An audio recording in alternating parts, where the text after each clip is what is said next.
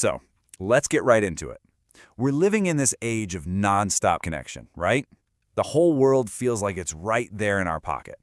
But what's this digital heartbeat, this constant flow of information? What's it actually doing to us, to our sense of community? It's the big paradox of our time, isn't it? You've got hundreds, maybe thousands of friends online, but you can still feel totally alone. It's a weird feeling, and that's exactly what we're going to unpack in this explainer. To really get a handle on this feeling, we've got to first grasp just how massive this whole digital world has become. I mean, it's not just a part of our world anymore. For a lot of us, it kind of is our world. Okay, look at that number, 4.9 billion. That is just staggering. We're talking more than half the entire planet. This isn't some niche hobby anymore, you know? This is a fundamental part of being a human today.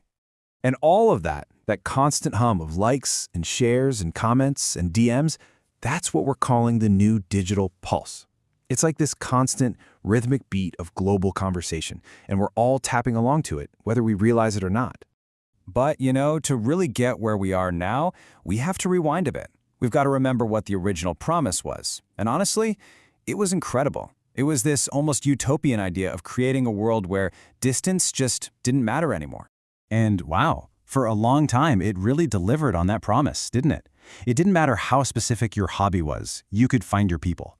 It could shrink oceans between you and your family. You could keep friendships going for a lifetime or get instant support when you really, really needed it. It was, and it still can be, a huge force for good. Yeah, this was the big dream, right?